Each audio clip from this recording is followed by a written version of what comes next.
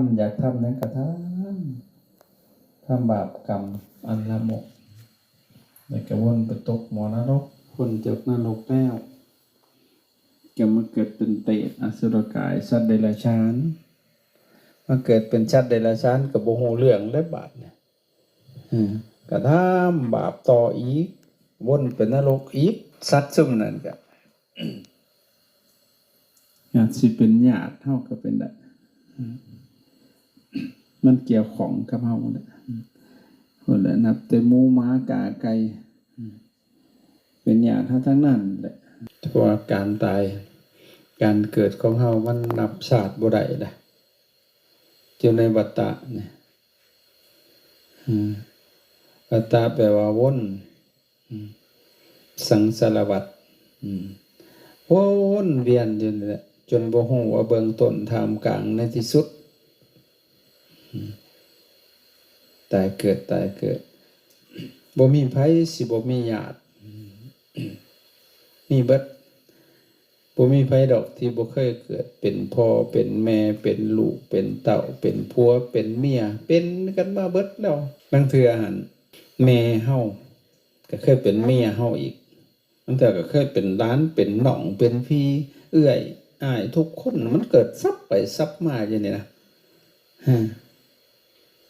ที่เฮามาพบกันนี่บ่แม่นเรื่องบังเอิญเด้ก็หากแม่นกรรมแหละกรรมมันจัดสรรให้เฮาเคยทำกรรมร่วมกันเคยเป็นคนหักคนแพงเคยเป็นศัตรูคู่เวรโอ้หลายชาติเป็นอเนกนับบ่ได้เลยเขาแต่ว่าในคันจะว่าสัตว์ทั้งหลายเป็นเพื่อนร่วมทุกข์เกิดแก่เจ็บตายโดยกันทั้งหมดทั้งสิ้นจงเป็นผู้บ่มีเวรบ่มีภัยบ่มีความเบียดเบียนพระเจ้ามันจึงให้มีเมตตาต่อกันแต่เฮาบ่เมตตาบ่ได้อำนาจกิเลสตัณหามานะทิฏฐิมันเผาหัวพอถือผู้บ่มักกะตาเสื่องสลดสิ่งสลดดักค่ายดอกปานว่ามันม่วนมันดีทุกข์ตัวหายกันนี่ที่สั่งกรรมเอาซ้ำเอาไฟมาเผาตัวเองแต่นะเท่านั้นเอาลงที่ขาดสติเพราะฉะนั้นถ้าว่าฝึกมาหัดบุญหลายแท้ๆได้มาเกิดเป็นคนปาตุทโวทุลโภโลกัสสมิงอริยตเนปัจจาชาโตทุลโภโลกัสสมิงแล้วก็อินทริยานิอเวกัลลตาปัจจาชาโตทุลโภโลกัสสมิงอเนลตาอาชามุขะลตาทุลโภโลกัสสมิงเทเจตะตุโนภาโลกัสสมิงตถาคตปเวทิเตกุศลธรรมสันโธตุลโภโลกัสสมิงการที่พวกเขาจะได้เกิดขึ้นมามันยากโดยเฉพาะคือการเกิดมาเป็นมนุษย์ก็ยากแล้วแต่การที่อุบัติบังเกิดขึ้นขององค์สมเด็จพระสัมมาสัมพุทธเจ้ายากที่สุดในโลกยากโลกสิได้พบเห็นเขาเรียกว่าปาตุทโวทุลโภโลกัสสมิงการอุบัติบังเกิดขึ้นของพระพุทธเจ้าหาได้ยากในโลกถ้าหากว่าบ่มีบุญทุลโภโลกัสสมิงถ้าหากว่าบ่มีบุญเฮาบ่ได้พบแต่ละกับแต่ละกันบางกับในที่นี้มาถึงหน่วยโลกเกิดขึ้นอุบัติขึ้นเกิดขึ้นจนไปถึงโลกแตกสลายคำว่าโลกก็บ่งบอกไว้แล้วว่าแตกดับคำว่าโลกนะคือการแตกดับนะสิ่งใดเกิดขึ้นสิ่งนั้นก็ย่อมแตกดับไปเป็นธรรมดาโลกทั้งใบที่เฮาอยู่กันเนี่ยมันก็มีอายุการของมันบ้านนี้กลับได้สิแม่งก็ยาวนานมันกลับมันก็ได้แต่ละกลับ ที่พระพุทธเจ้าเพิ่น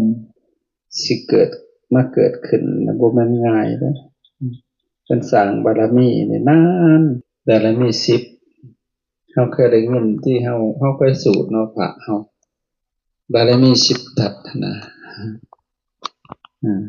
เวลาไปกินข้าวแจกเห็นมั้ยมันก็จกหนังสือกรอบออกมาเทศบารมีแล้วเว้ยจักมันบุญอีหยังของเทศบารมีบุญหยังก็แล้วแต่บารมี10ทัศเพิ่นแหละทานะบารมีทานะอุปปารมีสัมปันโนอิติปิโสภะคะวะโตนั่นน่ะเทศจกหนังสือกรอบออกมาแต่ก็บ่ได้แปลการที่ปรารถนาเป็นพระพุทธเจ้าเนี่ยมีความเสียสละยิ่งใหญ่ที่สุดเลยได้ถ้าสร้างบารมีส่วนมันสิสมบูรณ์หั่นน่ะบารมีทั้ง10หั่นน่ะส่วนมันสิสมบูรณ์เต็มบริบูรณ์พระพุทธเจ้าที่มีปัญญามากๆเนี่ยใช้เวลาการสั่งสมนับแต่วันที่ปรารถนามีความปรารถนาว่าโอ้ยอยากเป็นพระพุทธเจ้าเด้ปรารถนาหรือว่าเกิดมาเป็นมนุษย์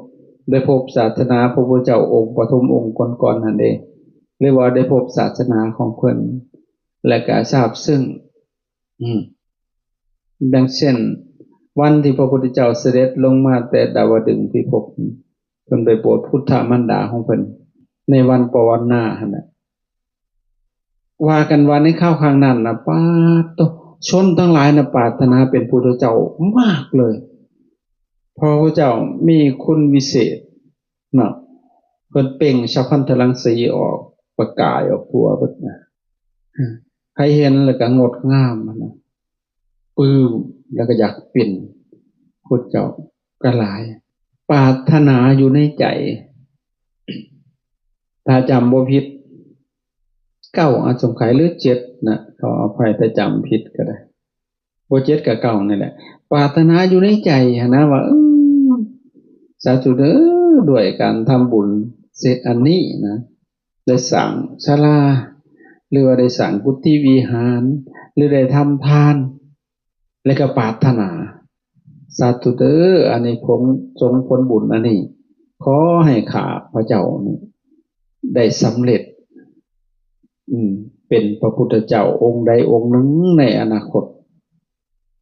ตามความปรารถนาจริงแต่หอกบ่ได้เว้าบ่ไผเด้คิดในใจหั่นน่ะ9อสงไขยหรือ7ก็จำบ่ได้ปานใดขออภัยถ้าผิดมันสิเป็นบาปสมมุติ9อสงไขยปรารถนาบาทนี่อยู่มาฮอด9อสงไขยน่ะมันนานเสียเหลือเกินอสังขยังนับไปบ่ได้เลยของคนเฮานี่นะอันนั้นมันเป็นพุทธวิสัยญาณวิสัยของพระพุทธเจ้าวิสัยของผู้มีญาณอันเป็นทิพย์สิคำนวณได้สิเข้าใจแต่ปัญญาของเฮาในเบิดมืดตึ๊บด็อกเตอร์โพสต์ด็อกเตอร์ไปบ่ฮอดเลยมีแต่คิดเท่านั้นแหละคิดกับเป็นบ้าซื่อๆนี่นะเพิ่นก็เลยใส่คำว่าอสงไขยหรือว่าอาจินไตยมันนานเกินนะในความขาดคิดของเราการสั่งบารมีหั่นนะ9สมมุติ9อสงไขยแล้วโอ้บ่ล้นทนบ่ได้บาดนะอยากบอกหมู่มีเด้ในกลุ่มพระภิกษุเฮานี่ก็มีแต่ก่อนอาจารย์ของอาจารย์อีกที่นึงที่พบเพิ่นนับถือเพิ่นเป็นครูบาอาจารย์เพราะว่าได้ไปอาศัยเพิ่นแต่ย้อนขึ้นหลังไป26ปีอาจารย์บวชมาได้26ปีแล้วอาจารย์ไปปฏิบัติอยู่สำนักวัดพิโสภารามบ้านแกงเหนือได้ไปพบเพิ่นเป็นอาจารย์สอนกรรมฐานอยู่หันแทนเจ้าสำนักเพิ่นแต่งตั้งพระครูวิสารเจ้าคุณวิสารเขมคุณแล้วก็นาทานที่พระอาจารย์ไปเยี่ยมไปพักน้ำเพิ่นคือนาทานทองดีทันตะจิโตแต่เดี๋ยวนี้เพิ่นอยู่สหรัฐอเมริกาเพิ่นปรารถนาเป็นพุทธภูมิได้เป็นพระสัมมาสัมพุทธเจ้าองค์หนึ่งในอนาคต พิ่นอดบ่ล้นทนบ่ได้แหละบอกหมูสิใช้ขันติธรรมที่สุดคือสิแม่นมาฮอดบารมีขันติบารมีหั่นแหละมีม่านมีหยังไผมาว่าให้จนน้ำตาไหลเพิ่นก็บ่บ่นเด้เพิ่นก็บ่จมออกมาย้านแต่วิตใจหมู่ลูกศิษย์นี่สุดหนึ่งนะไปเข้ากรรมสิโคนล่มเพิ่นน่ะนะทรมานเพิ่นพรรษาเพิ่นบ่แม่น50ไปเว้ากับเพิ่นแบบหยาบคายลูกกรรมทองดีเพิ่นว่าพุ่นน่ะอาจารย์กรรมมันหลงที่เพิ่นหากระบวชแค่แหลมาพรรษา2พรรษาเพิ่นเป็นอาจารย์กรรมเด้ไล่เพิ่นออกจากกุฏผู้ให้เพิ่นไปอยู่พุ่นลูกกรรมต้องไปอยู่พุ่นทุกสิ่งอย่างแหละไปทำกับเพิ่นนักเด้แต่เดี๋ยวนี้หักซิกเบิดพระซุ่มน่ะเป็นบ้านำก็มีเล่าก็อดผู้ล้นพ้นบ่ได้ก็โทรมาหาพระอาจารย์เอ้ยทั้งเว้าสั้นๆมันเป็นจังซี่เพิ่นว่าเขาเจ้าทำกับเพิ่นนะเอ้าสิเฮ็ดจังได๋ซอยเขาหน่อยแหน่เรานะแต่หลายเรื่องหลายเล่านะหาเรื่องให้เพิ่นหั่นนะในขณะนั้นพระอาจารย์กำลังอยู่ปฏิบัติอยู่ภายในและมีญาทานโฮมญาทานสมบูรณ์ด้วยมาเข้ากรรมอยู่นี่พระหลายว่ามันเสีย50เพิ่นบอกก็เลยเว้าสู่ญาทานตรงดีเว้าสู่ญาทานสมบูรณ์ดอกสู่ญาทานโฮมฟังโอ้ขึ้นเลยไปทำได้จังได๋หั่นน่ะเดี๋ยวเขาหน่อยสิลงไปเดี๋ยวนี้ว่ามีปัญหาหยังหั่นน่ะปรากฏว่าพอลงไปแล้วเขาเจ้าก็ยอมเบิดพระซุมนั้นแล้วก็อ่อนเบิดหั่นน่ะเฮาไปทำได้จังได๋หั่นน่ะบาปใหญ่เลยแหละหั่นน่ะเพราะเพิ่นเป็นปรารถนาเป็นพุทธเจ้าอยู่ถ้าความปรารถนาเพิ่นสำเร็จเฮายังท่องเที่ยวเวียนว่ายแต่เกิดในวัฏสงสารหั่นน่ะ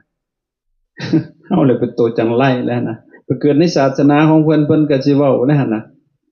มันบ่แม่นแต่ชาตินี้อันเขาเว้าให้เฮาเบียดเบียนเฮาเพิ่นก็สิย้อ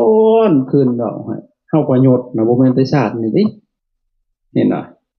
พวกจังซี่หั่นแม้แต่ได้เกิดร่วมศาสนาพระพุทธเจ้าฟังธรรมยังบ่ฮู้เรื่องเลยมันสิกั้นเฮาบาปกรรมทั้งหลายหั่นนะอาจารย์ก็ได้เคลียร์ให้เพิ่นนั่นคือเพิ่นออกปากแล้ว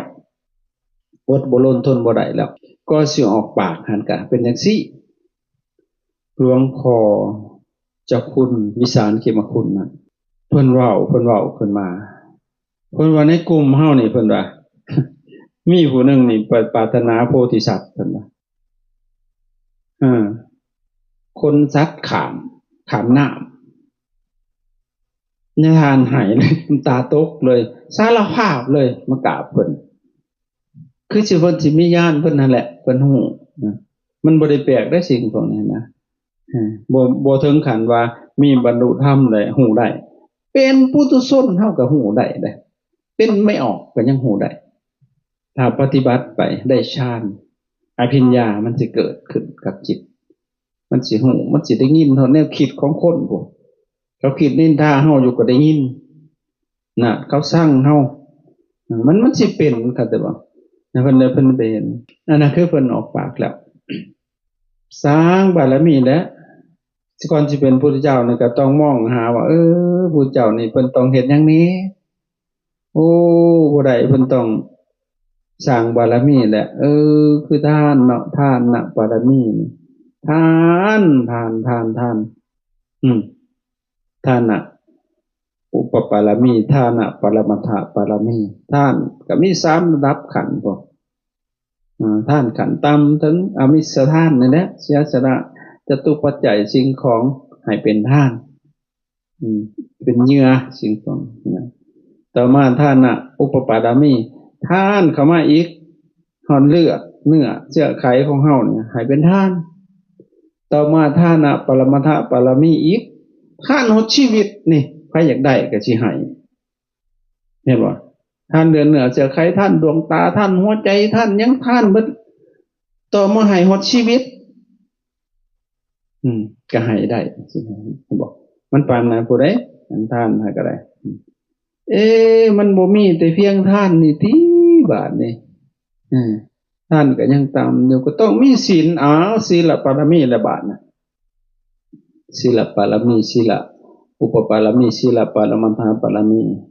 รักษาศีลขันยิ่งยวดบ่แม่นรักษาศีลแต่ภายนอกซื่อๆเด้แต่ภายในบัดเน่าอึ้นเลยบัดยังโกรธยังเกลียดยังเครียดอิจฉาริษยามันบ่มีศีลเลยนะให้เด้อนั่นแหละให้มันยิ่งยวดขึ้นมันบ่เบิดตัวศีลนี่ติเพิ่นว่าอีกต่อมองต่อไปสังเบิดน่ะ10อย่างคือสิฮู้เนาะพระเฮาครบเบิดบริบูรณ์บารมีหั่นนะเนกขัมมะบารมีอธิฐานบารมีเมตตาบารมีครบเบิดบารมีทั้ง10นั่นสมบูรณ์แล้วสิได้มาเป็นพระพุทธเจ้าแต่ว่าพระครูเจ้าของเฮานี่ชาติสุดท้ายของเพิ่นน่ะของโพธิสัตว์สร้างบารมีคือทานได้มันเป็นสุดท้าย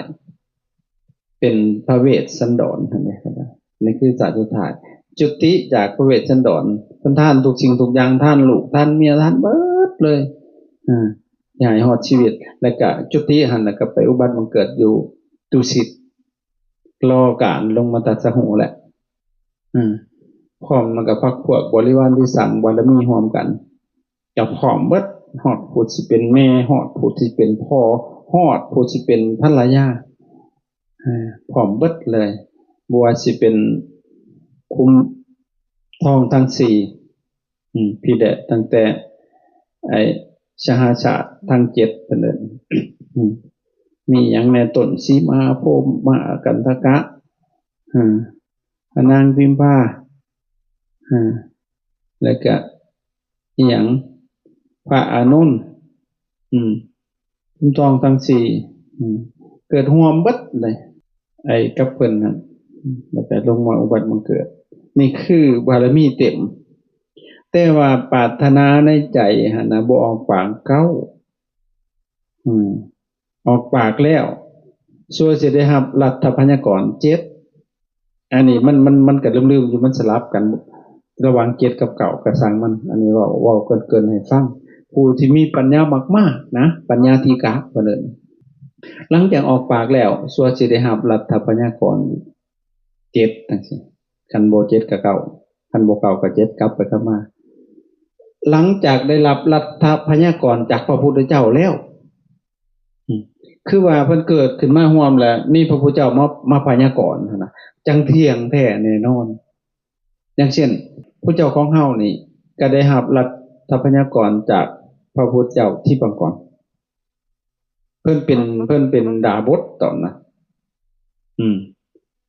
เข้าซ่านอภิญญาเหาะได้พุ่นนะมาไม่เห็นคนสร้างถนนหนทางโอ้ยยามใหญ่ทั้งหลายโดยพวกมันเฮ็ดอิหยังมาเป็นมีความสามัคคีกันแต่บาดนี้ก็เลยลงมาเบิ่งเขาก็เลยว่าสร้างถนนหนทางถวายพระสัมมาสัมพุทธเจ้าที่บางกรสิเสด็จเข้าสู่เมืองทุมวดีนครป้าตัวลงมาจากสุสันคนลูกคนพองเลยได้ยินว่าพุทธะซื่อเพราะเพิ่นก็ปรารถนาเป็นพุทธเจ้าอยู่แล้วก็ขอเฮ็ดน้ำแหน่ว่าซั่นเด้เขาก็เลยเห็นว่าเพิ่นมีฤทธิ์เดชเหาะเหินเดินอากาศได้เมื่อให้เฮ็ดหม่องมันเป็นบวกนี่ยากๆนี่เอาว่าซั่นเด้ขุดดินแบกมาใส่มันบ่แล้วพระพุทธเจ้าพัดมาฮอดเอากายของเพิ่นทอดกายเป็นสะพานเลยให้พระพุทธเจ้าไต่พระเจ้าก็ไต่หลังเพิ่นขณะที่เพิ่นยืนอยู่ในหลังหั่นเพิ่นพยากรณ์เลยว่าบุรุษอยู่ในพื้นพระบาทของเฮาตถาคตนี้คือเนื้อนอพุทธังคุณน้อยๆว่าซั่นเด้เขาปรารถนาเป็นโพธิสัตว์เป็นพระสัมมาสัมพุทธเจ้าความปรารถนาของเขาสิสำเร็จจากนี้ไป4อสงไขยกำไรแสนมหากัปคนทั้งหลายก็สาธุเป็นพร้อมกันจากชาตินั้นเราบ่ตกนรกอีกจักเทื่อท่องเที่ยววนว่าเวียนว่ายแต่เกิดจนมาฮอดที่เพิ่นในกัปของเฮานี่แหละในภัตตกัปนี้ภัตตกัปนี่ก็ยังมีพระพุทธเจ้า5พระองค์มาตรัสรู้สร้างสมบารมีนะ ตั้งแต่พระเจ้ากาคุสันโธอายุ 40,000 ปีต่อมาโกนาคามโนอายุ 30,000 ปีต่อมาอีกกัสสโปอายุ 20,000 ปีจนมาฮอดพระพุทธเจ้าของเฮาโคตโมหรือว่าโคตมะอายุ 80 ปีและยังอีกองค์ท้ายของปัตตกัปนี่คือพระเมตไตรอายุ 80,000 ปีคนรวมสมัยกับประมาณนั้นอายุยืนหลังจากได้รับรัฐพัยากรแล้วอีก4อสงไขยกำไรแสนมากับร่วมกัน974พอดี20อสงไขยกำไรแสนมหากัปมันง่ายเสมอใดแหละส่วนบารมีสิสมบูรณ์นะสร้างครับเพิ่นได้ว่าปาตุทโวทุลโภโลกัสสมิงการอุบัติบังเกิดขึ้นขององค์สมเด็จพระสัมมาสัมพุทธเจ้าหาได้ยากในโลกถ้าหากว่าบ่มีบุญบ่ได้พบเห็นพวกเฮานี่ถือว่าบุญหน่อยเนาะเกิดขึ้นในภัตตกัปของเพิ่นและก็มาเกิดในช่วงท้ายพุทธันดรก่อนพุทธกาลพระเจ้าอันกะคุสันโธ 40,000 ปีเฮาก็บ่ได้พอจักเป็นหยังอยู่กัสสโปกะคุสันโธโกนาคามโนใน 30,000 ปีกัสสโป 20,000 ปีจนมาฮอดพระพุทธเจ้าของเฮาอีก80พรรษาแต่เฮาบ่ได้เห็นจักองค์เลยบ่ได้เห็นพระพุทธเจ้านะถือว่าบุญน้อยอีหลีเศษบาปเศษบุญได้มาพบศาสนาของเพิ่นอนุตตรังปุญญเขตังโลกัสสะพระสงฆ์เป็นหน้าบุญของโลกบ่ได้เห็นหน้าเห็นแต่หน้าก็ใครแน่เห็นแต่แพร่บาดไหวพ่อปันใดดังนำอนุตตรังปุญญเขตังโลกัสสะพระสงฆ์เป็นหน้าบุญของโลกได้เห็นนี่แหละแต่ก็ได้เห็นสมมุติสงฆ์บ่แม่นสงฆ์อริยสาวกจำเป็นสมมุติสงฆ์มีผ้าไตรยังคกไตรยิ้วยังมีพระธรรมคำสอนสังฆจนาไว้อยู่ในพระไตรปิฎกยังครบบริบูรณ์ก็แสดงว่าบุญเขายังมีหลายอยู่เด้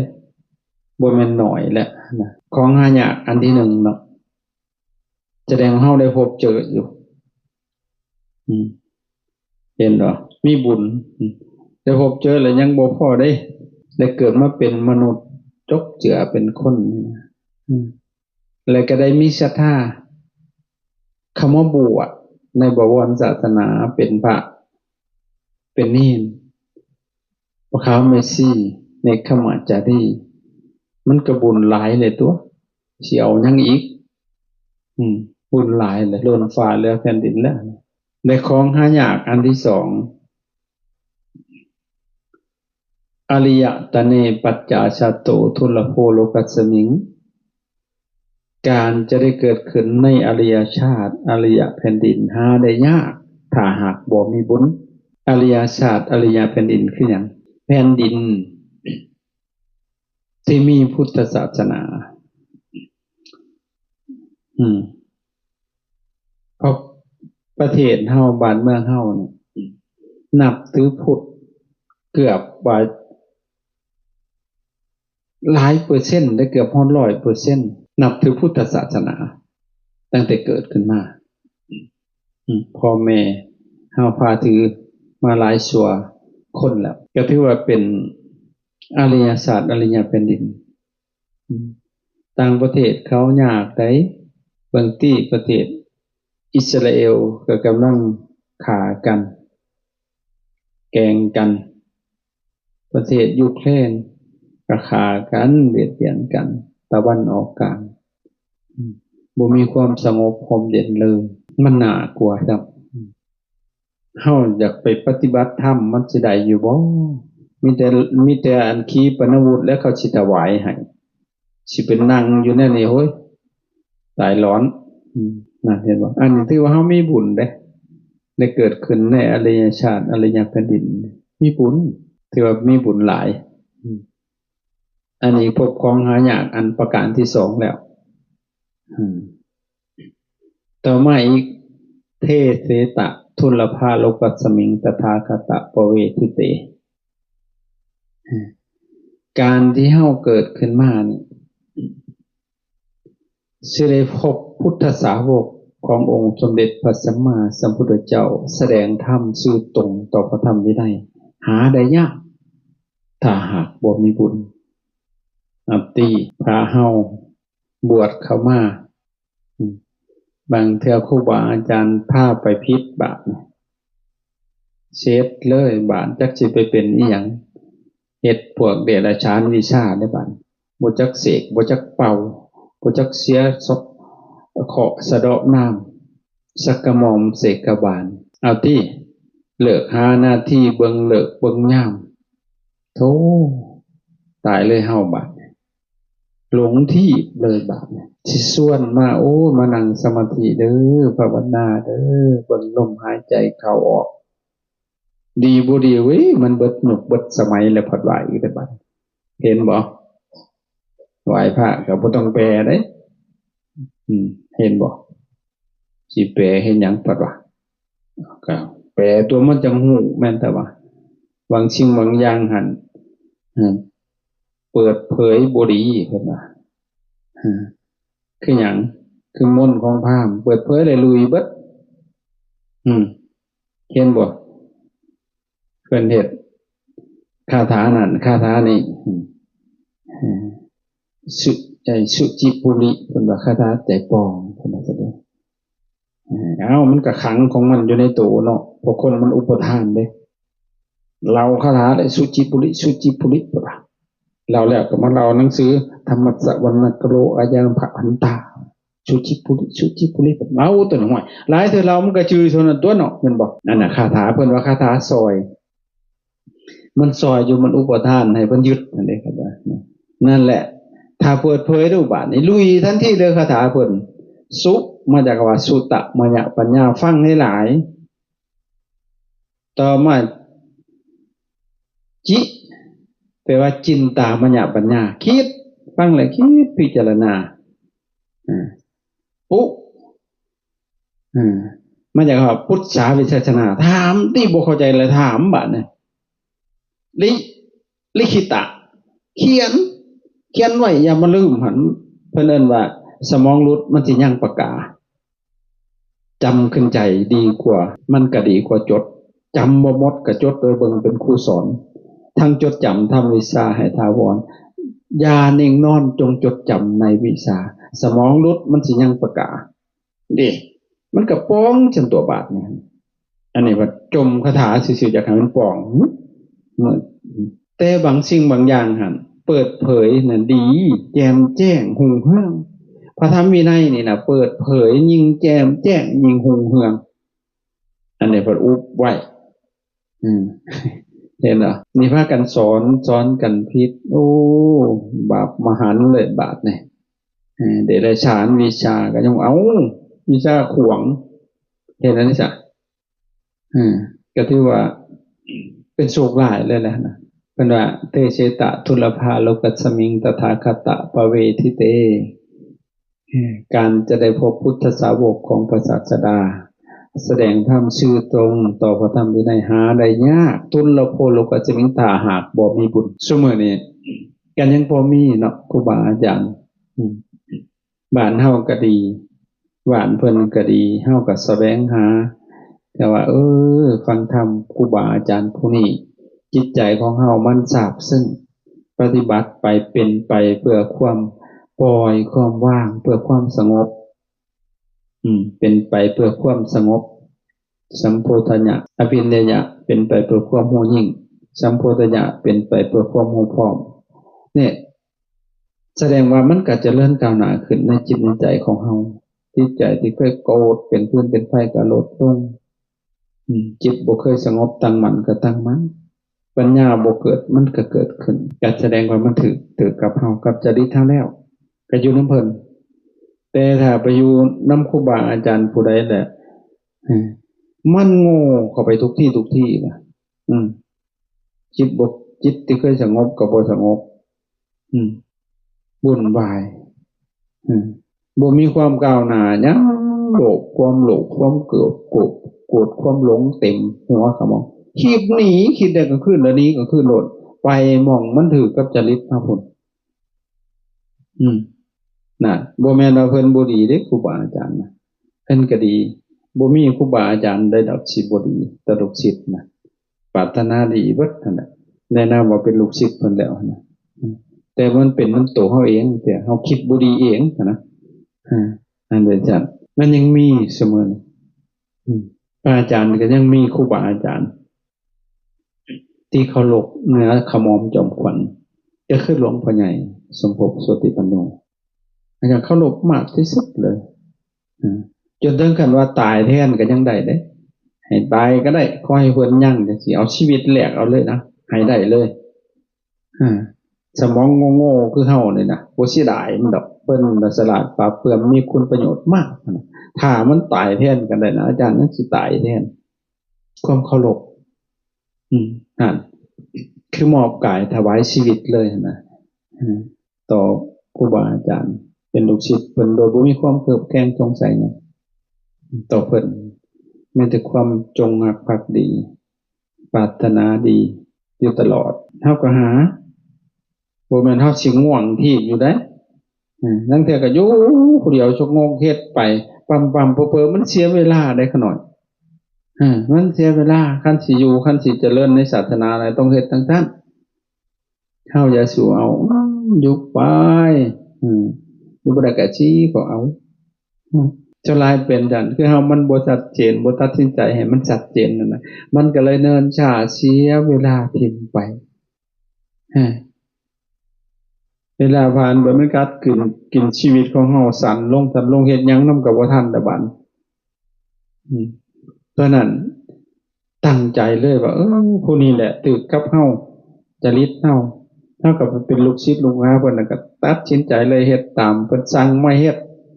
ให้บุกน้ำลุยไฟลุยมันเลยบาดนี่พอเฮาเสือเฮาเหลื่อมใสต่อเพิ่นแล้วต้องเฮ็ดแนวนั้นมันจึงสิเจริญสิ่งใดบ่ดีจัดการมันเลยบ่ทำมันอีกนะเฮาสิปลุกเหล่าของเฮาให้มันเกิดศรัทธาให้มันเกิดศีลให้มันเกิดจาคะให้มันเกิดปัญญาเกิดขึ้นในจิตในใจมันจังสิไปได้ไวอยู่อย่างองอาจเลยนะมันบ่เกิดวิปฏิสารในจิตในใจผ่านไปไกลได้ก็ดีคิดขึ้นหลังคิดไปหน้าสบายใจต่อมาอีกประการที่สี่การที่สิมีอินทรีย์ครบถ้วนเกิดขึ้นมาเนี่ยนะหาได้ยากถ้าหากบ่มีบุญ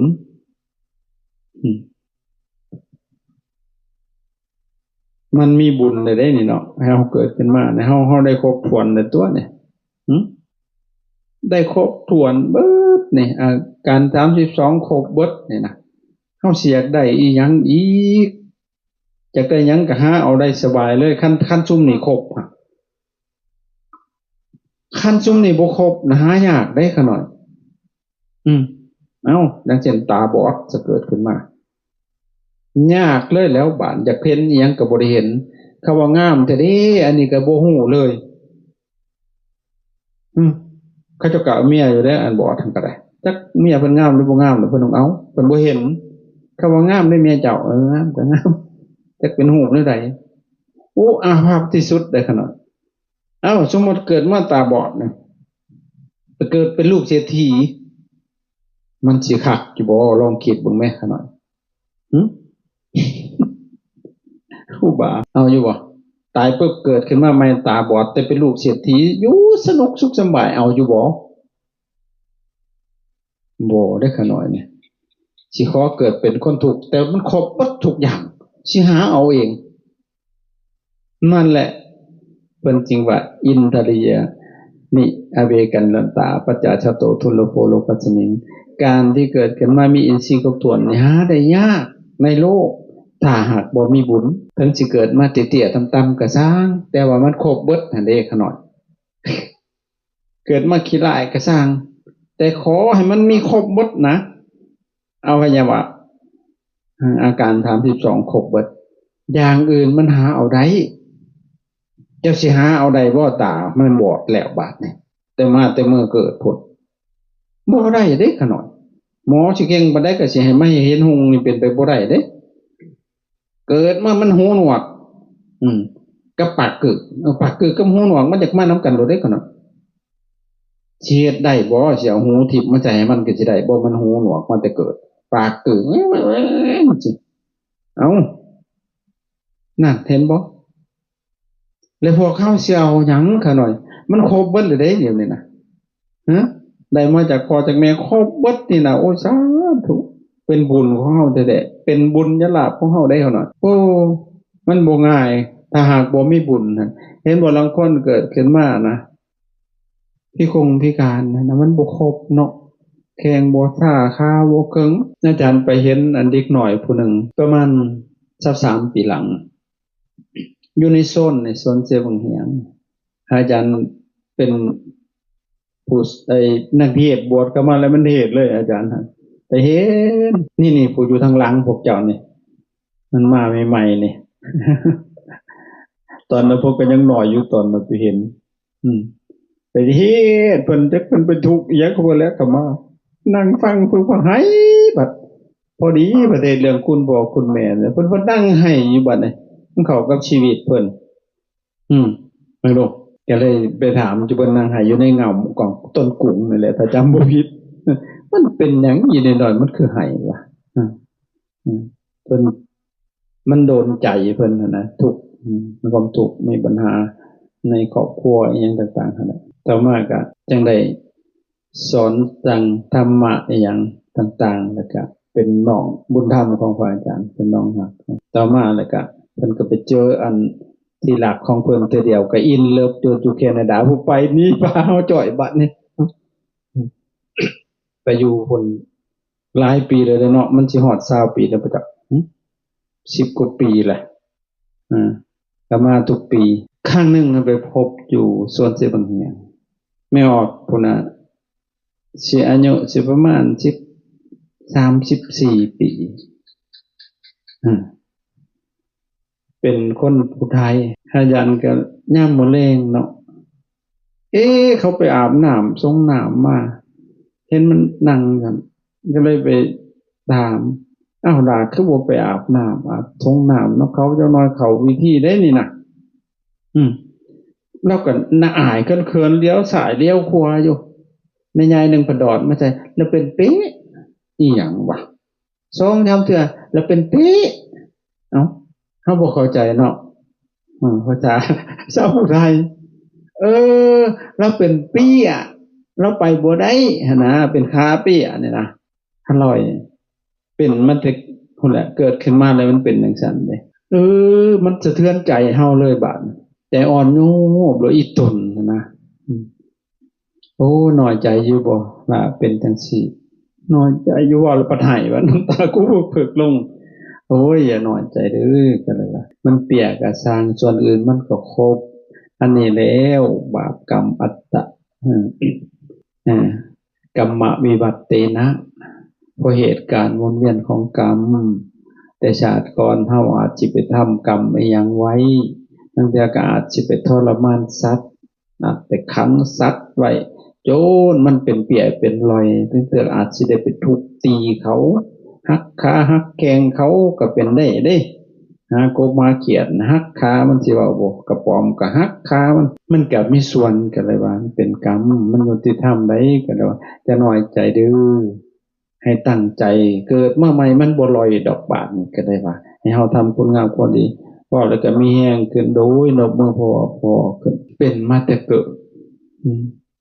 เวลาเจ้าฝันเจ้าก็ลอยนั่นนี่อยู่บ่ล่ะลอยแล้วว่าฝันก็ยังไปบ่ได้คือเก่าคนเป็นลอยมันเป็นจังซี่ดิประถามเฮาขึ้นอาจารย์ฝันได้จะไปได้บ่ห้อยได้โพดแล้วก็บ่ได้ลอยฝันยามใดก็ไปแล่นเลยบัดกับคนตาบอดคือกันเด้ฝันก็บอดคือเก่าถามก็เจ้าโลดมืดตึ๊บง้มไปฝันหาก็ได้ประถามเฮาขึ้นอีกได้หั่นน่ะเจ้าฝันน่ะเห็นหงบ่เห็นฝันก็คืนบ่ได้ถือไฟฉายมันเห็นหงเขาว่าสวรรค์ดิบแล้วหั่นมาสำอยู่สวรรค์ดิบได้พวกแต่เฮาเนี่ยนะครบเบิดหั่นนะครับบุญท่านว่า อินทริยานิอเวกันลตาปัจจชโตทุลโภโลกัสสมิงการสิได้มีอินทรีย์ครบถ้วนเกิดขึ้นมานั้นหาได้ยากในโลกถ้าหากบ่มีบุญได้พบบุญแล้วได้นี่เนาะจักอันเด้อ5 อันแล้วเนาะ5 อันแล้วต่อมาอีกไอ้อเนลตาอสะโมคคัลลตาทุลภาลุกัสสมิงตถาคตปเวทิเตการที่เฮาเกิดขึ้นมาสิบ่เป็นคนใบ่บ่าเสียจิตวิกลจริตนี่นะก็หาได้ยากนะบางคนนั้นครบเบิดส่วนอื่นเพิ่นเป็นบ้าก็มีเด้มีหูมีตามีครบเบิดนะแต่เสียจิตนั่นน่ะครับเป็นบ้ามันก็มีไปเบิ่งโลดสีมหาโพธิ์มีแต่คนผูกเนกไทหน้าตาจบดีอาจารย์เคยพาลูกศิษย์ไปตะกี้เฮาก็เสียวๆงอนอยู่ไปเบิ่งมันเบิ่งหน้าตามันจบงามอยู่เสียวๆจังได๋บุล่ะสักพักหนึ่งมาผัดมาไหว้เฮาใส่กระโปรงใส่หยังปากงามๆพุ่นได้วัดดีเจ้าค่ะพุ่นว่าแลบลิ้นออกมาเล็ดๆใส่เฮาโอ้ยมันก็เสียวแล้วเว้ยแบบนี้โอ้ยมันแนวใดอันนี้วะตั้งแต่เพิ่นให้กากขึ้นมาเขาฉีดยาแทบจะเป็นหัวจักเด็กๆๆเขาอุ้ยนั่นนี่ก็มีก็เลยว่าโอ้มันเอาเป็นแต่อีตนบางคนผัดเป็นเป็นนางโอ้ยเกิดขึ้นมาโดยกรรมของเขาคนกระจุกงามหน้าตาดีอยู่มันสิเอาบ่ได้พวกเขาหน้าตารอเราเอาการแต่หากบ่เต็มบาทหรือว่าเกินบาทเนาะปั๊มๆเป้อๆปวดเหี่ยวก็ซักเหี่ยวหะไปเลยโหโตบ่ได้เอาได้เนาะแนวนั้นบ่นั่นจะเป็นกรรมของเขานี่เนาะอันนี้ละตาอสะมูลคาลตาทุลภาโลกัสสมิงการที่สิมีอินทรีย์ครบถ้วนสิบ่บ่ายเสียจิตนี่ก็หาได้ยากเด้บ่วิกลจริตบ่พิการหาได้ยากแข้งขาเครื่องบ่ขากุดขาขาดปากเบิ่งดังว่าบ่เสียเส้นหั่นนะก็หาได้ยากการสิได้เกิดในอริยชาติอริยแผ่นดินก็หาได้ยากการที่เกิดขึ้นมามีอินทรีย์ครบถ้วนก็หาได้ยากเกิดขึ้นมาสิบ่เป็นคนพิกลพิการก็หาได้ยากถ้าหากบ่มีบุญนะและอีกอันสุดท้ายกุศลธรรมสันโธทุลโภโลกัสสมิงการที่พอใจฝักใฝ่ในกุศลธรรมก็หาได้ยากถ้าหากบ่มีบุญได้เบิดได้อย่างอื่นนะ6อย่าง5อย่างน่ะได้เบิดได้แต่ว่าขาดอันที่6หนึ่งเช่นปาตุทโวตุลโภโลกัสสมิงการอุบัติบังเกิดขึ้นของพระพุทธเจ้าก็หาได้ยากถ้าหากบ่มีบุญบ่ได้พบเฮาก็ได้พบได้แต่พบศาสนาของเพิ่นต่อมาอีกอริยตเนปัจจชโตทุลโภโลกัสสมิงการจะได้เกิดขึ้นในอริยศาสตร์อริยแผ่นดินก็หาได้ยากถ้าหากบ่มีบุญเฮาก็ได้พบเลยเด้ประเทศที่มีพุทธศาสนาต่อมาประการที่3เทเสตะทุลภาโลกัสสมิงตถาคตปเวทิเตการที่ได้พบพุทธสาวกของพระพุทธเจ้าสิแสดงธรรมซื่อตรงต่อพระธรรมวินัยก็หาได้ยากถ้าหากบ่มีบุญเฮาก็มีบุญอยู่เด้ซะยังได้พบเป็นครูบาอาจารย์อยู่ยังพอมีอยู่ต่อมาอินทริยาในอเวกัญญตาปัจจทโตทุลโภโลกัสสมิงการเกิดขึ้นมาสิมีอินทรีย์ครบถ้วนหาได้ยากเด้สิบ่เป็นบ่ายๆเสียจิตก็หาได้ยากต่อมาอีกอเนลตาอาชะโมคคัลลตาทุลภาโลกัสสมิงตถาคตปเวทิเตการที่เกิดขึ้นมาสิบ่เป็นคนวิกลพิการก็หาได้ยากเด้อันอื่นมีอยู่แต่ว่าเป็นพิการนะสินะหมอหนึ่งเป็นพิการทั้งจิตหมอหนึ่งเป็นพิการทั้งกายอันที่สามหาได้ยากถ้าหากบ่มีบุญสุดท้ายอันที่6กุศลธรรมสันโธทุลโภโลกัสสมิงการที่สิเฮาสิพอใจฝักใฝ่ในกุศลธรรมก็หาได้ยากถ้าหากบ่มีบุญ คือเบิ่งพวกเฮาจนได้บวชนั่นแล้วบางทีเฮายังบ่ได้พอใจอยู่ได้บวชก็มาเลยนะบ่พอใจหยังเพิ่นว่าแนวยากที่สุดคือการบวชนี่ยากเด้เกิดขึ้นมาแล้วสิได้บวชนี่ยากถ้าหากบ่มีบุญนะนี่เนี่ยแนวยากกว่าการบวชยังมีอีกคือการพอใจในการบวชนี่มันซิกแกบอกจังเราก็อยากซิกของมันได้นี่แสดงว่าบ่พอใจในการบวชแล้วยากกว่าการบวชอีกตัวพอใจในการบวชเนี่ยยากแนวยากกว่าการพอใจในการบวชยังมีอีกคืออย่างคือการปฏิบัติเห็นบ่การปฏิบัติธรรมเนี่ยยากแต่บวชอยู่บางทีบ่ซิกอยู่จนตายแต่หากบ่ได้ชนเรื่องปฏิบัติชวนไปปฏิบัติธรรมปันชวนไปขาปันจุงมาลงน้ำแกงขี้แตกขี้เตียนว้ายบ่ไปดอกเว้ยอยู่นี่ก็สบายแล้วบิณฑบาตมากินสบายเช้าแล้วก็เอนเพลแล้วก็นอนบิณฑบาตมากินได้ข้าวหลายๆตักข้าวแห้งคายกันยังได้ไหวเอาที่ซะนั่นแหละแต่หากบ่ได้ปฏิบัติสมาธิก็บ่ฮู้เลยมีแต่สมาปิเอาที่ซะนี่แนวยากกว่าการพอใจในการบวชคือการพอใจในการประพฤติปฏิบัติธรรมสมควรแก่ธรรมยากเด้ตัวนี้นะแต่ขนาดเฮามาซ้ำนี่ก็ยังบ่แห้งเลยได้นี่นะยังอุกเลยเด้สำหรับผู้ใหม่โอ้ยมันคือมาบ่ไหวแท้เฮาเคยอยู่สบายหั่นเด้นับมื้ออยู่บ่จักนี่นะได้จักมื้อแล้วเหรอเพิ่นว่าใกล้สิได้มื้อแล้วบ่จักนี่เพิ่นว่าแต่บางคนเทื่อหน้าบ่มาดอกเว้ยบ่ไหวดอกตื่นดึกแต่กระดอกเพิ่นว่ากินข้าวก็เทื่อเดียวอิหยังก็บ่มีเพิ่นว่ามาเยอะนั่นคือบ่พอใจในการปฏิบัตินะปฏิบัติธรรมยากนี่แหละเพิ่นว่าการพอใจฝักใฝ่ในกุศลธรรมหาได้ยากถ้าหากบ่มีบุญญาติโยมเขาเจ้าอยู่ไกลๆพุ่นก็ยังได้มานะสัมบ่นำบางคนก็ได้ให้ความอุปถัมภ์คำสู่เฮาแสดงว่าเขาเจ้ามีกุศลธรรมะสันโธนะมีการพอใจในการประพฤติปฏิบัติธรรมในกุศลธรรมเห็นหรอการนับแต่การให้ทานรักษาศีลภาวนาเกื้อกูลอนุเคราะห์นั่นเขาเจ้าพอใจฝักใฝ่ในกุศลธรรมอันนั้นนะบ่ได้ไปกับฝากโมฝากทานทำบุญ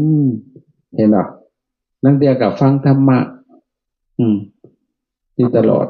อยู่ในบ้านอยู่ในเฮือนเฮ็ดเวียกเก็บงานฟังธรรมะนั่นแหละคือพอใจฝักใฝ่ในกุศลธรรม6อย่างนะของหายากในโลกยากโลกสิได้ผู้เห็นถ้าหากบ่มีบุญลองคิดขึ้นไหมเฮาขาดข้อใดได้เบิดได้อาจารย์ว่าคันขาดก็สิขาดตัวกุศลธรรมะสันโธการพอใจฝักใฝ่ในกุศลธรรมตัวนี้แหละมันสิขาด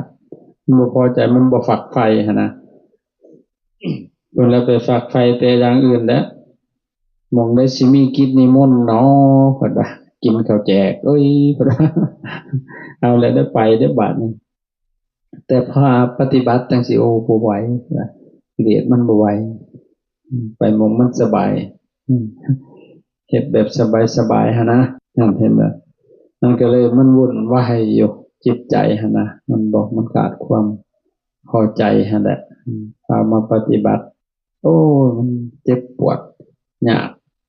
เป็นหันเป็นหนีพัดว่าได้บาดนี่โอ้กินข้าวสวยๆเป็นกระเพาะพัดว่ายากตื่นดึกพัดว่าเป็นตังส่งเป็นเบาหวานพัดไหวที่เสดบันเห็นว่ามันบ่พอใจในกุศลธรรมเดี๋ยวเป็นแรงสั้นนะจริงๆแล้วเป็นมันก็เป็นธรรมชาติของมันนั่นแล้วกายเนาะมันเป็นธาตุได้สนะธาตุ4อย่างมันก็แปรปรวนอยู่ตามเหตุตามปัจจัยของมันนั่นแล้วธาตุมันบ่สามัคคีกันมันก็เป็นแบบขี้ดินก็สิไปทางน้ำไฟลม มันเสื่อมสลายไปมันก็เป็นแหละคือหลวงปู่พอของพระอาจารย์ใหญ่ทรงภพหลวงปู่จุมเพิ่นว่าที่สิ้นสุดของกายคือสิ้นลมหายใจเห็นป่ะสิ้นสุดของกายคือสิ้นลมหายใจคันเบิดลมแล้วเสียดกายนี่แตกสลายเลยแหละธาตุทั้งสี่มหาภูตหูปสิขึ้นไปสู่ความเป็นสภาพของมันเด้พอมันสิ้นลมแล้วมันไปต่อบ่ได้พอลมมันเป็นกายสังขารเด้ไปปรุงแต่ง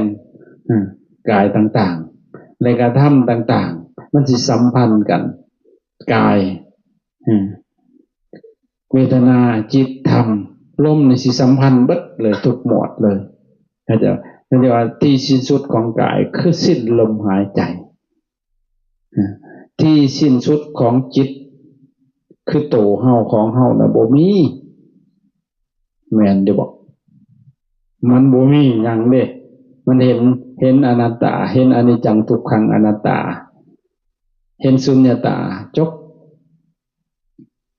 มันสิ้นสุดของจิตก็แต่ว่ามันสิบ่เกิดต่อไปอีกมันสิตายเป็นครั้งสุดท้ายเข้าใจบ่นั่นแหละที่สิ้นสุดของจิต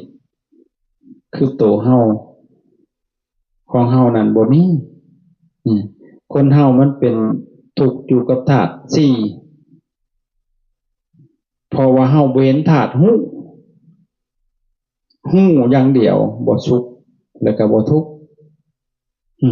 ตราบใดที่เฮายังใส่พรหมวิหารบ่ครบสี่เมื่อนั้นเฮายังเป็นทุกข์อยู่แน่นอนเนาะจิตของเฮานี่มันเหมือนเพิ่นน่ะเหมือนกันกับน้ำมันไหลลงแต่ทางต่ำกิเลสของเฮาคือกันน้ำมันบ่ไหลขึ้นสูงนี่ไหลลงแต่ทางต่ำถอกกระมนริบๆลงไปโลดแล้ว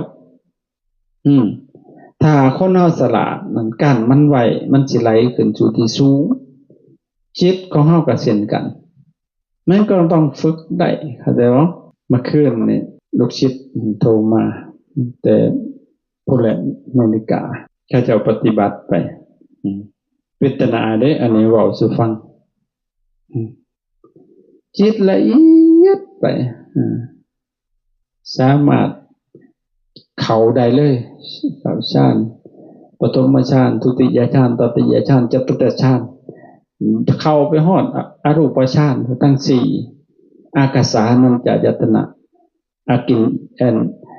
วิญญาณัญจายตนะอากินจัญญายตนะเนวสัญญานาสัญญายตนะหัตสมบัติ8ล่องพ้นเลยอยู่ในอัน31ภพภูมิบ่มีหยังสิไปกั้นไว้ได้เลย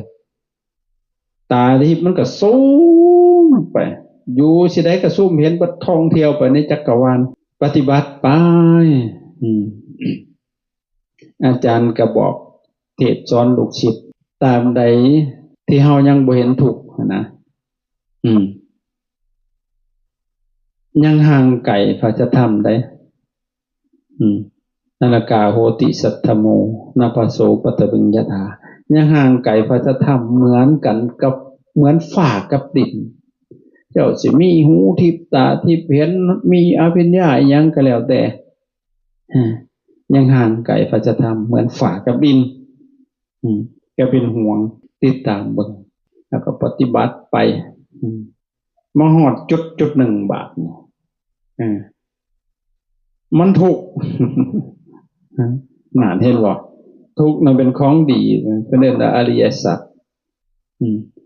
อริยสัจสี่มีหยังแหน่ทุกข์สมุทัยนิโรธมรรคเห็นบ่มันทุกข์เป็นหยังจึงทุกข์ล่ะจิตมันตามเห็นความบ่เที่ยงอนิจจานุปัสสีอัจฉปัจจสิสามิติสิกติภิกษุนั้นยอมทำในบทศึกษาว่า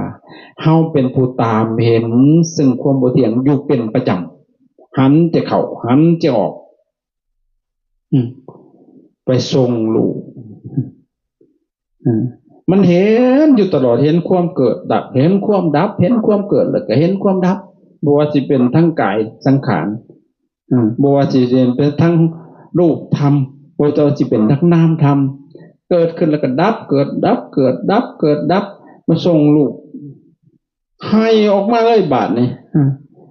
คนลูกยาวเบิดกระตนกระโตเลยมันให้ออกมาเลยเลยมันให้อยู่ทั้งในพุ่นเลยมันก็ถูกแต่บาดนี่เห็นมันบ่เที่ยงนะแต่ละอย่างนะมันสิเป็นมันก็จังซี่น่ะนั่นแหละอนิจจานุปัสสีตามเบิ่งความบ่เที่ยงที่เป็นประจำในความบ่เที่ยงมันซ่อนทุกข์ไว้อยู่มันทุกข์ละอูออกมาทุกขขันธัสสะอันตกิริยาจนบ่มีที่ว่างเลยอันความทุกข์ที่มันมีอยู่หั่นนะมันบ่มีที่สิว่างเลยจากทุกข์นะมันทนบ่ได้เห็นแล้วให้ออกมาแต่ว่าสติสัมปชัญญะมันหูทันพอฝึกมานานแล้วมันก็กลับย้อนมาอยู่กับลมหายใจแล้วก็มันก็วางออกมันก็สลายไปขับรถกลับมาก็หายมันขึ้นมาอีกให้ทุกข์นะมันทุกข์อีหลีทุกข์สิละเกินนะเห็นบ่ทุกข์จากการอุปทานขันธ์นั่นแหละรูปเวทนาสัญญาสังขารวิญญาณด้วยอำนาจของอวิชชาตัณหาอุปทานมันทุกข์ทุกข์บ่เคยเห็นว่าทุกข์มันทุกข์ออกมาหลังจากมาหอดเพื่อนก็อยู่ย้อนกลับมาอยู่กับลมหายใจแล้วกันมันก็สลายไปจิตมันจางคายเลยบาดนี่วิราคาเห็นว่าอานาปานสติ16ขั้นตอนให้เฮาสูตรครับวิราคานุปัสสีอัสสะปัสสะสิสามิติสิกขติภิกษุนั้นย่อมทำในบทศึกษาว่าเฮาเป็นผู้ตามเห็นซึ่งความจางคายอยู่เป็นประจำหายใจเข้าหายใจออกดังนี้ดังนี้สิได้สูตรจางคายบ่แม่นจางซื่อจางหอนลิ้นพุ่นเด้เดี๋ยวนี้สิกินหยังก็บ่ฮู้รสชาติว่าสิจางจากที่เคยหักลูกเคยหักผัวหักนั่นทีนี้โอ้ยมันสิสู้จืดเลยผัวตัวเองลูกตัวเองก็คือคนอื่นก็คือมันธรรมดาไปหมดเลยจางคายในคนจะคัดมันมีความทุกข์ซ่อนอีกอยู่ได้ในหันก็ได้เพราะนั้นเราอู้ขึ้นมาอีกบาดเบิ่งลมหายใจไปลมหายใจไปเห็นความดับบาดเห็นความแตกดับไปยังกระสังแตกดับไปทั้งสิ้นเลยแนวคิดจิตใจทุกสิ่งอย่างโอ้โบยังนิโรธานุปัสสีอัสสะปัสสะสิสามิติสิกขติภิกษุนั้นย่อมทำในบทศึกษาว่าเฮาเป็นผู้ตามเห็นซึ่งความดับบ่เหลืออยู่เป็นประจำหายใจเข้าหายใจออกดังนี้จางคายแล้วยังบ่พอได้ยังไปเห็นความดับความแตกดับไปของสรรพสิ่งแม้แต่จิตนั่นก็สิแตกดับไปได้เฮ็ดจังได๋บาดปฏินิสขาเลยปฏินิสขานุปัสสีอัสสะปัสสะสิสามิติสิกขติภิกษุนั้นยอมทำในบทศึกษาว่าเฮาเป็นผู้ตามเห็นซึ่งความสลัดคืนอยู่เป็นประจำหายใจเข้าหายใจออกดังนี้เห็นบ่สลัดเลยบาดนี่ความทุกข์ทั้งมวลหายปานปิดถิ่มด้วยกองอ้อยเหยาะเลยบาดนี่เอาบ่อันนี้บ่แกงหัวมันอื่นอาจสิตายคันแม่นยะคู่ก็เอาบ่ได้ลูกเศรษฐีนี่ไปเป็นผัวมันเอาบ่มันสิแต่งเอา20ล้านบ่แกงหัวอย่างเดียวเลยบาดนี่มื้ออื่นอาจสิตายสิเอามาหาจะแตกจังมันสิว่าจังซี่ไผว่าทุกข์มันดับบ่ได้บาดนี่มันเป็นอีกเสียอีกมันบ่ได้จบเด้อก็เลยบอกว่าติปริวัตตังตวัตสะกลังยะถาพุตังยานาทัสนังอโหสิมันสิเวียนอยู่3หอบ3 4 12พุ่นเด้อยังสิทุกข์นักไปติ๊กแต่ก็บ่เป็นหยังดอกคันได้มาเห็นทุกข์เพียงแต่2เทื่อเท่านั้นแล้วบ่ตกอีกแล้วนรกบ่พากันตกแล้วเห็นอยู่บ่พวกเฮาเห็นแต่อุ้ยถูกเจ็บขาถูกแบบได้อันนั้นบ่พอใจโอ้ยยังห่างพระธรรมอันนี้ล่ะยังห่าง เข้าใจบ่เพราะนั้นเฮ็ดบังเลิกเขาหน่อยเฮ็ดเบิ่งอย่าขี้เกียจขี้คร้านเด้โอ้ยอาจารย์ก็ปลื้มใจดีใจโอ้ก็บ่สูญเปล่าตัวใน26ปีเฮาสั่งสอนมาเนาะก็มีผู้ตามมาได้เด้ตะกี้ข้อยเป็นบ้าผู้เดียวจักข้อยสิเว้านำผู้ใดเขาว่าข้อยลายมักใหม่ยังคู่มื้อนี้ยังเว้าให้ข้อยฟ้องนำคนก็ได้แต่ว่าแต่มันบ่ได้เข้าใจง่ายๆเด้นั่นแหละเมื่อหนแล้วมันวางเองโดยบ่ปรารถนาความปล่อยวางแต่มันวางเองถ้าเฮายังอยากวางอยู่จ้างมันก็บ่วางเพราะมันยังอยากอยู่แสดงว่ามันบ่ทันวางถ้ามันว่างแล้วมันสิอยากเสียบ่คล้ายๆว่าไปบ่ทันฮอดอยากฮอดเด้จ้างก็บ่ฮอดมันยังอยากอยู่คันฮอดแล้วมันเจ้าอยากโลดเข้าใจบ่บาดนี้ก็เลยเข้าใจหัวลงกันยาวเลยว่ะก็จะให้พระชุบมีทุกข์แล้วเด้ก็จึงว่าขยันได้กราบอาจารย์คำพดแล้วเพิ่นนอนอยู่ไสสิปินหัวไปกราบเพิ่นนั่งขี่อยู่ในห้องชมก็สิกราบไปบาดจังแม่นเพิ่นเว้าถึงมันสิว่าจังซี่เด้นั่นแหละเพราะฉะนั้นมันสิทราบซึ่งมันสิเทิดทูนมันสิบูชาครูบาอาจารย์หั่นนะเข้าใจบ่ถ้าเฮาได้พบเห็นสิ่งที่เพิ่นบอกถ้าตั้งใจประพฤติปฏิบัติกันหน่อยอย่าขี้เกียจขี้คร้านให้ตรงเป็นศาสตร์ของความตรงเด้อฮอดเวลาครูบาอาจารย์มันไปเฮ็ดทำหน้าที่ของเฮาให้มันดีที่สุดอาจารย์อยู่เบื้องหลังให้ทุกสิ่งทุกอย่างเห็นล่ะหาแนวมาเลี้ยงบ่ตาชีวิตเป็นแม่ครัวเขาเจ้าก็เตรียมเขานำโภชนะอาหารให้เฮาต่อให้พวกเฮาบ่ออกบิณฑบาตอาจารย์ก็กุ้มเขาจะแต่ว่าเฮาไปโพดเขาเจ้าไปทำกิจกวัดของเฮาซื่อๆได้บ่ได้ก็ไปอย่าขี้เกียจขี้คร้านนั่นน่ะคันได้ก็เอาเป็นบุญของเขาเจ้าให้มาเฮาก็มาเลี้ยงกันเนี่ยแต่ว่าฉันพอให้มันอยู่ได้อย่างอัตภาพมันอยู่ได้อาจารย์ทุ่มเทให้อย่าให้มันสูญเปล่าอาจารย์อยากได้พระนี่นะและองค์หนึ่ง2 องค์ 3 องค์ก็แล้วแต่ที่ให้มั่นคงนะได้เข้าถึงอันนี้เนี่ยเบื้องต้นก็ให้ได้ความสุขสักจากการเจริญสมาธิภาวนาหลังจากมันสิต่อยอดไปดิ่งไปเลยนะเฮาตั้งใจเชื่อฟังเฮ็ดตามได้ขนาดมันจังสิไปถึงได้นะเฮ็ดตัวใดบ่เข้าใจได้จังถามครูบาอาจารย์เฮ็ดจังได๋เฮาสิพัฒนาจังได๋หั่นนะอาจารย์เลยเดี๋ยวศาสตร์เด้อย่าเอาแต่เพียงว่าได้บวชได้อยู่สบายเสียเวลาตั้งใจประพฤติปฏิบัติเด้อก็หน่อยเด้ออาจารย์ก็เฮ็ดทำโดยความเมตตาเอื้อเฟื้อแผ่ต่อพวกเราทั้งหลายประการเฮ็ดแต่ขณะเขาเจ้าเป็นโยมพนะเขาเจ้ายังเฮ็ดได้เฮาเป็นพระนะเฮ้ยบ่ได้อายเขาเจ้าบ่นะให้คิดจังซี่ให้คิดสอนตัวเองหั่นนะเขาจะว่าเบิ่งสิเอามันคักๆอีหลีจบเจ้าข้างหน้าแต่นี่ต่อไปว่าสิประกาศสงครามกับมันเลยทีเด็ดเอาพักผ่อนซะ